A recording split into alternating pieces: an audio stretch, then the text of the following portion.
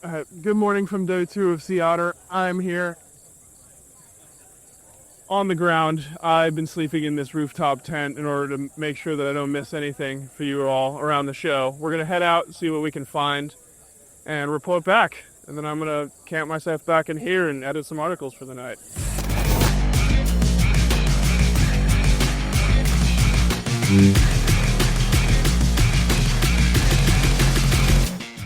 All right, we are here, hidden behind the Fox truck with this, the new rad prototype fork. Big hubbub at the show. Fox is making what looks to be an inverted enduro fork. From what we can tell, it's long travel. Obviously, it's on a pivot Firebird, so kind of suits the enduro bike. There are a lot of little details that we can see on the outside, but no info from Fox yet. Okay, so as you can see, it's running a Grip X2 damper, but with kind of a modified high-speed compression ring. And then, interestingly, on the damper and air side, there are these little buttons tucked in. I would assume those are pressure release valves like seen on the Manitou Dorado. But I think it's safe to assume this is some version of the Grip X2 damper. On the air spring side, what's kind of interesting is there's not one, but actually 2 air caps. So traditionally, this is where the air fill would be, but there's also an air cap on the bottom of the fork. Whether that's a dummy or maybe a 2-chambered system like we've seen in Olin's and Manitou forks, I don't know, but it is interesting to see 2 options there. One detail that is often tricky on inverted forks is stanchion guards. These are carbon fiber, and they look to bolt directly into the lower castings, and then they also manage the cable routing, which snakes up, I'd say, pretty cleanly. It looks like it's well managed, and there's no provision for a fender that I can see, but we'll see what develops on that front. One other interesting thing, it's got dual clamping bolts on both sides of the axle and what looks to be a thicker 20 mil axle. So whether it's a downhill wheel or some new standard, I don't know, but it is different than we're used to. So pretty cool stuff.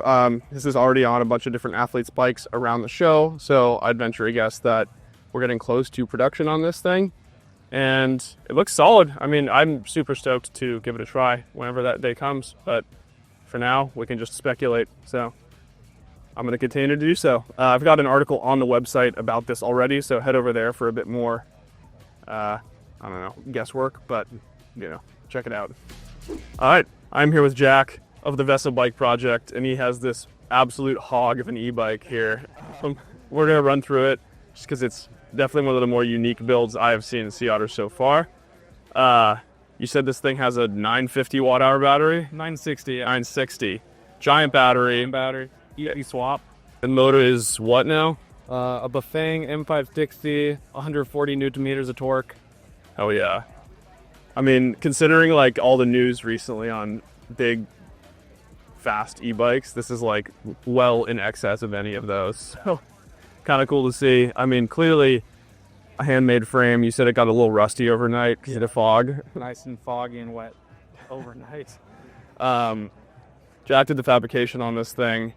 Really cool, like press broke and laser cut down tube situation to hold the battery. Obviously a pretty complex linkage going on with the floating brake arm. A lot of cool details here. What travel is this? 180, 175. Wow. That's big. How's it ride? Really good. Yeah. That's like Sick.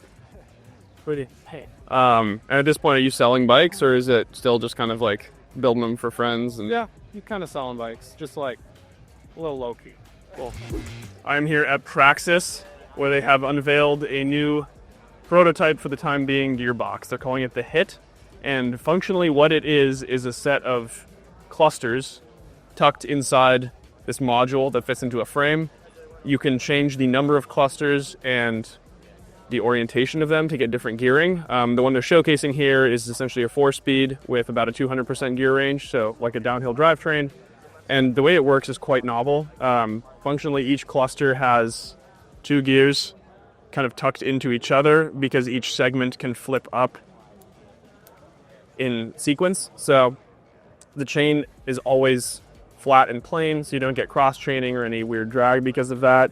And then the actuation is quite clever. It's all done via Bluetooth, and it's a set of pins that actuate these sliders on the back of the cluster. So as this is spinning, the pin ramps off that, pushes it into a direction, and then you can go from big gear to small gear.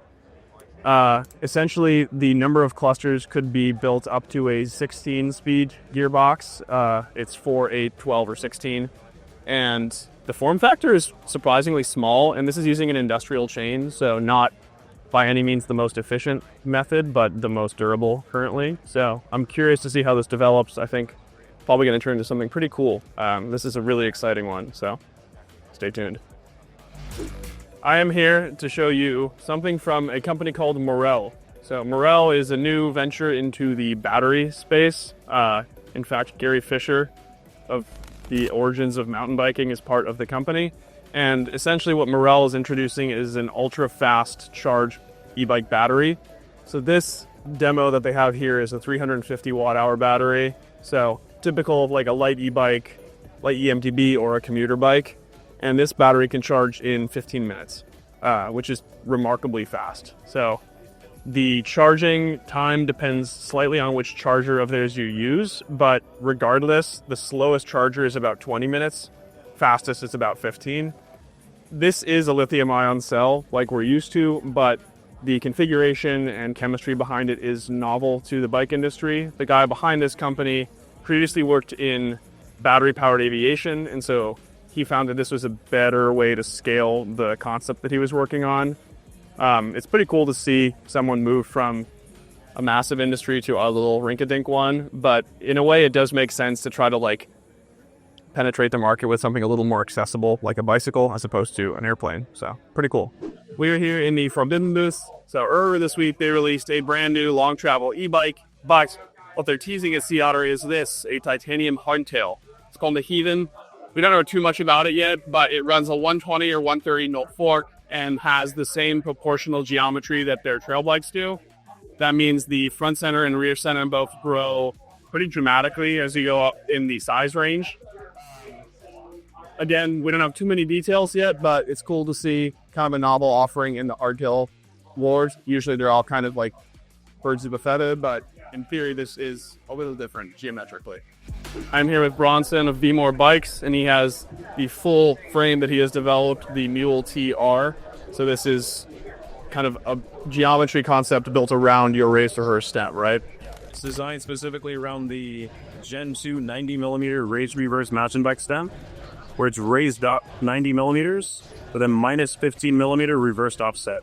And this is the new black colorway. Yeah, so this version has a shorter chainstay, shorter head tube, and a super long 569 millimeter reach. And then it's built with a gearbox and a 423 up to 438 millimeter adjustable chainstay length, allowing then for a really quite long wheelbase and more trail-oriented geometry. I also had a version 1, the B&D Mule. Unfortunately, version 1 was stolen out of my van.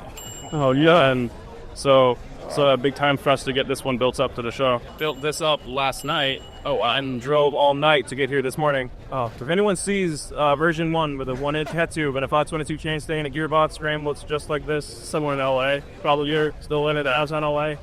Please let me know as a PSA and a bike check. There you have it. All the interesting things that we have found recently. Some cool bikes, some cool parts, some new technologies. I'm going to tuck myself back into my little cave, sleep out the night, and I'll see you tomorrow.